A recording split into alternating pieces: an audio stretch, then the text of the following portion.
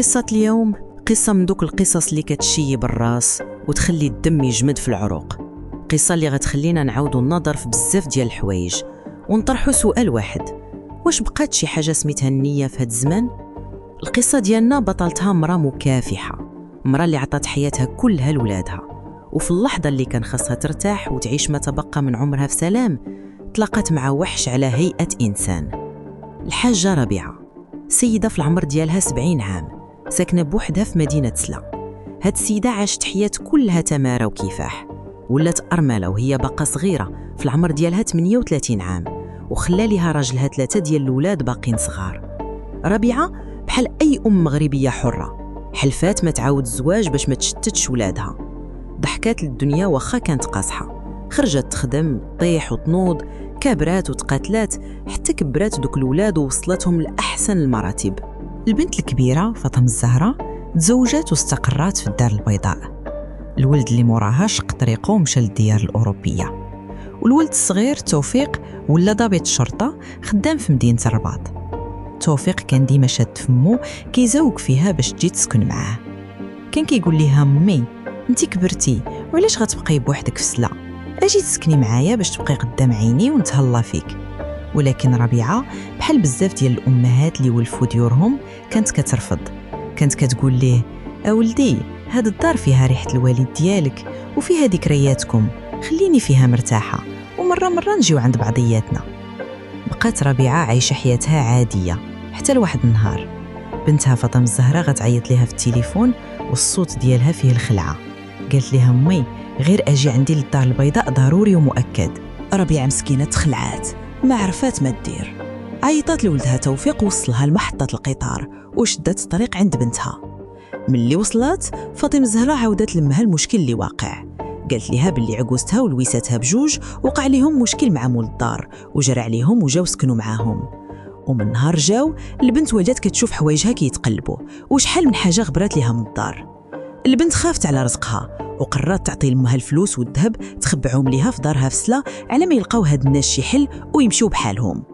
فاطمه الزهراء جبدات 74,000 درهم وكثر من 3 المليون ديال الذهب، دارتهم في ساشيه وعطاتهم لمها تخبعهم في الساق ديالها. وهنا غتبدا المأساة. ربيعة شدت الساك ووصلتها بنتها لمحطة القطار باش ترجع لسلا. الولد ديالها توفيق كان تبع معاها خطوة بخطوة في التليفون، كان كيعيط لها كل شوية يطمن عليها وأكد عليها واحد الحاجة مهمة: امي ملي تنزلي في محطة سلا بقاي تما ما تحركيش، ما تخرجيش من المحطة حتى نجي عندك أنا نديك لدارك.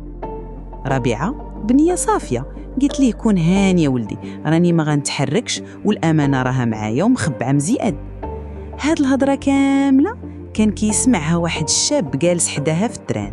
شاب سميتو حمزة في عمره 27 عام، لابس مزيان باينه فيه ولد الناس وماشي ديال المشاكل. ربيعة حيت مرة كبيرة ونيتها طيبة ارتاحت ليه وبدات كتعاود ليه. عاودت لي على المشكل ديال بنتها مع عجوزتها وكيفاش عطاتها الفلوس والذهب باش تخبعهم ليها، وزادت كملاتها ملي حمزة بدا كيعطس. ربيعة حلات الساك باش تجبد ليه كلينيكس. في هذيك اللحظة طاحت عينو على الفلوس اللي كانت كتيرة وباينة في الساك. هنا الشيطان دخل بيناتهم والطمع عماليه البصيرة. وخا كان غادي في حاله لمدينة أخرى قرر يتبعها ويبدل الخطة ديالو. ملي وصل الترين لمدينة سلا ربيعة هبطات وبقات كتسنى ولها كيف ما اتفقوا. حمزة ما زقلش الفرصة، نزل حتى هو ومشى وقف حداها. بدا كيلعب ليها على الخوف ديالها. قال لها: أخالتي الوقت خيبة بزاف وهاد المحطة عامرة غير بالشفارة والشمكارة، انتي مرا كبيرة وهازة معاك الأمانة، يقدر أي واحد يخطف لك الساك. زيدي معايا لواحد البلاصة أمان نرتاحوا فيها على ما يجي ولدك. ربيعة مسكينة طاقت فيه ومشات معاه. حمزة بقى غادي بها وقطع بها الطريق ومشى لواحد الجردة مظلمة وما كيدخل ليها حد في الليل حيث معروفة غير بالمتشردين والشمكارة. دخلها تما وقال لها: جلس يا خالتي في هذا الكرسي ارتاحي، وملي عيط لك ولدك قولي ليه يجي لهنا. ربيعة جلسات وفي اللحظة اللي التليفون ديالها بدا كيصوني وكان ولدها توفيق اللي وصل وكيعيط ليها باش يديها. حمزة ما خلاهاش حتى تجاوب، هز واحد الحجرة كبيرة وثقيلة وضربها للراس بكل وحشية وقوة. الضربة كانت قاضية. ربيعة طاحت في الأرض غارقة في دمها، ماتت في البلاصة. حمزة ما تسوقش ليها واش حية ولا ميتة، خطف دوك الفلوس والذهب بالزربة، شتت ليها وراقها من الصاك وهرب بحال شي جبان. في ديك الأثناء توفيق كيصوني والو. الخلعة بدات كتدخل لقلبه. من بعد مدة قصيرة واحد السيد كان دايز بالصدفة في ديك الجردة المظلمة، بان ليه خيال ديال شي حد طايح. ملي قرب لقى مرا كبيرة لابسة جلابة زرقاء وزيف أبيض اللي ولا أحمر بالدم. السيد تخلع وعيط للبوليس في البلاصة. البوليس جاو وبداو كيديروا المعاينة ديالهم. التليفون ديال الضحية بدا كيصوني. البوليس جاوبوا وكان توفيق. قالوا ليه حنا البوليس وهاد السيدة لقيناها مقتولة في واحد الحديقة. توفيق ملي عرف باللي الضحية هي مو اللي كان جاي باش يشوفها، طاحوا ركابيه ونهار. المشهد كيبكي الحجر. ضابط شرطة كيشوف مو مقتولة بديك البشاعة على قبل الطمع. البوليس ما ضيعوش الوقت، بداو التحقيق وسولوا الناس اللي قراب من المحطة. واحد السيد كيبيع كاسكروطات قال لهم باللي شافها غادية مع واحد الشاب طويل عنده لحية خفيفة ولابس كاسكيطة وجاكيت دجين وهاز سكادو كحل. البوليس رجعوا الكاميرات المراقبة وفعلا لقاو فيديو كيوثق اللحظة اللي حمزة شاد في ربيعة وتيقطع بها الطريق. خرجوا مذكرة بحث وطنية باش يشدوا هاد الشاب. داز 13 يوم ديال البحث والبوليس كيقلبوا عليه في كل بلاصة.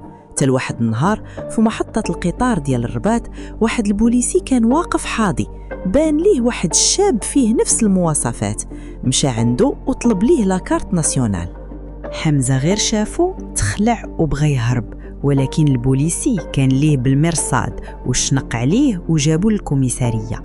في التحقيق قلبوا ليه السكادو ديالو ولقاو عنده 61,000 درهم. في الأول بدا كينكار وكيقول فلوسه، ولكن ملي واجهوه بالأدلة والفيديو نهار واعترف بكل شيء.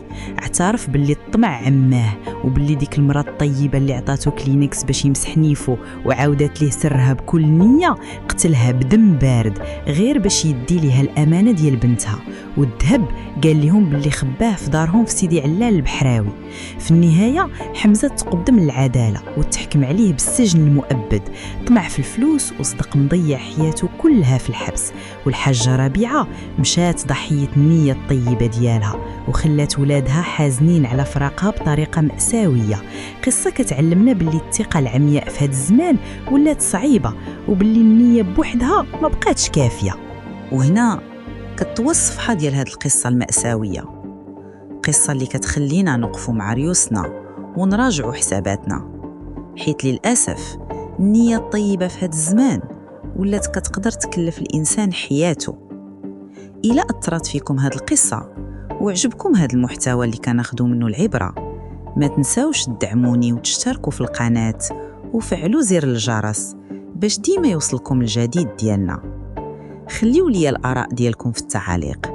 شنو الإحساس اللي جاكم وانتم كتسمعوا هذا الغدر اللي تعرضت ليه الحاجة ربيعة مسكينة؟ واش كتظنوا باللي باقا شي حاجة سميتها النية ولا الثقة في هذا الوقت؟